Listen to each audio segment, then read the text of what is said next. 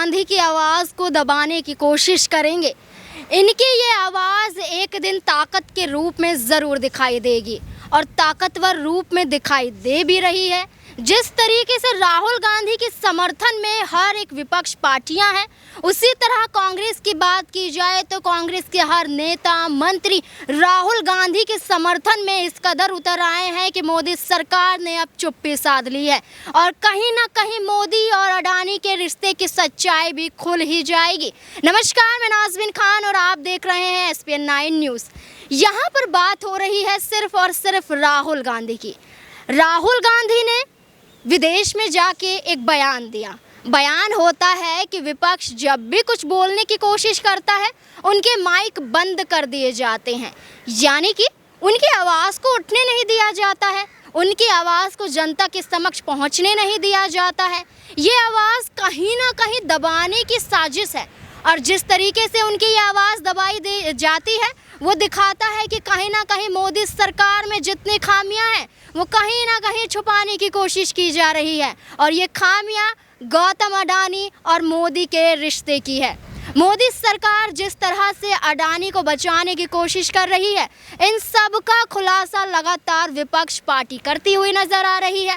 कांग्रेस लगातार मोदी सरकार को घेर रही है, लेकिन इस पर बीते दिन हमने एक बात की कि जब संसद में कार्यवाही चलती है, संसद में जब बोलने की कोशिश राहुल गांधी करते हैं तो वहाँ पर संसद की तरफ से संसद टीवी म्यूट हो जाता है और किसी को कोई भी आवाज़ सुनाई नहीं देती। ये महज कुछ सेकंड का वीडियो होता है जहाँ पर सन्नाटा पसर जाता है, लेकिन यही सन्नाटा पोल खोलता है मोदी सरकार की वो अडानी मुद्दे पर बोलना नहीं चाहते। दरअसल बात यह है कि राहुल गांधी बस वहाँ पर अडानी की चर्चा करने ही वाले थे, लेकिन उस दौरान देखा जाता है कि माइक ऑफ हो जाता है और वहाँ पर किसी की आवाज़ सुनाई नहीं देती। जनता को समझ ही नहीं आता है कि किस मुद्दों पर बातचीत हो रही है। अब ऐसे में आपको बता दें कि राहुल गांधी के समर्थन में कांग्रेस पार्टी तो है ही, यहाँ साथ में अब उनकी बहन भी उतर आई है। बहन लगातार देखा गया है कि जब भारत जोड़ो यात्रा चल रही थी तो उस दौरान भी प्रियंका गांधी वाड्रा राहुल गांधी के साथ कदम से कदम मिलाती हुई चलती हुई नजर आ रही थी। आपने संसद से बाहर यानी संसद से सड़क तक ये घमासान देखा और इस घमासान के बीच आपने ये भी देखा कि सोनिया गांधी सड़क पर धरने पर बैठ गई थी। उनकी मांग थी कि मोदी अडानी के रिश्ते की सच्चाई सामने आए, लेकिन सच्चाई सामने नहीं लाई जाती और अमित शाह की तरफ से दोगला बयान दिया जाता है। एक तरफ अमित शाह कहते हैं कि ऐसा कोई भी साजिश नहीं है कि हम गौतम अडानी की बात कर रहे हैं, उन्हें छुपाने की कोशिश कर रहे हैं।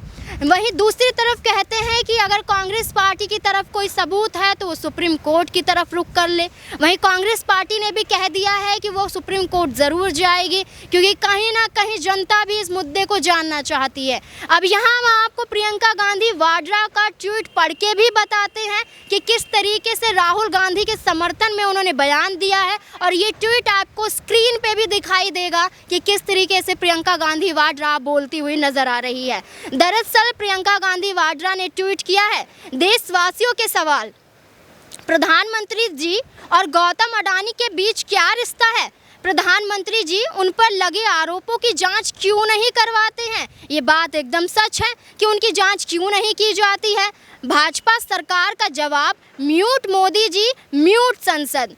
क्या कारण है? अडानी और प्रधानमंत्री जी से जुड़े सवालों को सुनते ही पूरी भाजपा मोड मौन में आ जाती है, यानी कि चुप्पी साध लेती है। यहाँ पर आपको बताएं कि स्मृति ईरानी ने जिस तरीके से राहुल गांधी का पलटवार करते हुए ये कहा था कि लोकतंत्र पर खतरा है राहुल गांधी, क्योंकि उन्होंने विदेश में जाकर भारत की छवि को खराब करा है, लेकिन वहीं कहीं ना कहीं प्रियंका गांधी वाड्रा का ये ट्वीट साबित कर देता है कि आपने कोई कसर नहीं छोड़ी है। जहाँ पर देखा जाता है स्मृति ईरानी अन्य कोई मुद्दों पर बातचीत करती हुई नजर नहीं आती हैं, लेकिन यहाँ पर वो राहुल राहुल चिल्लाती हुई जोर जोर से दिखाई देती हैं। अब यहाँ पर आपको बता दें कि संसद म्यूट हो जाता है तो उस दौरान मोदी सरकार के समर्थक और कहीं ना कहीं गोदी मीडिया भी उनका बचाव करती हुई देखी जाती है। उनकी तरफ से कहा जाता है कि संसद में कोई टेक्निकल प्रॉब्लम हो गई थी संसद टीवी में, इसी वजह से वहाँ पर म्यूट हो गया था। लेकिन आप हमें बताइए, ये म्यूट जब भी होता है जब राहुल गांधी बोलना चाहते हैं, संसद स्थगित तभी ही की जाता है जब राहुल गांधी बोलना चाहते हैं।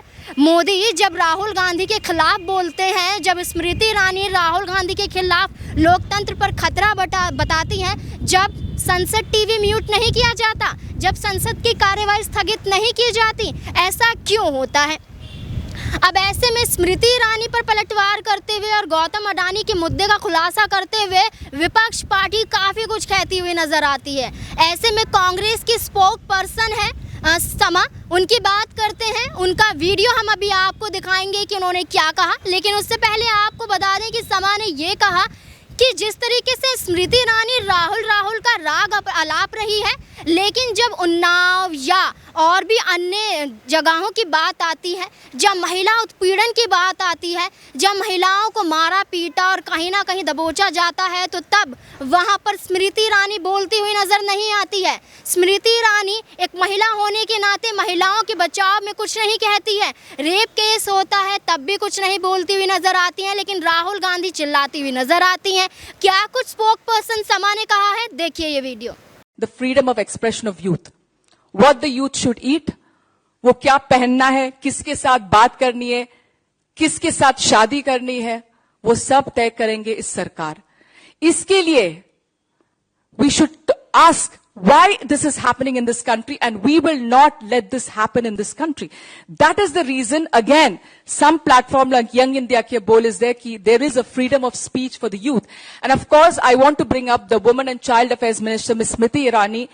Every time she's quiet, Hathras चुप हो जाती है। ये महिला का सुरक्षा, even that comes under the youth. Hathras में चुप हो जाती है, कटवा चुप हो जाती है, उन्नाव चुप हो जाती है।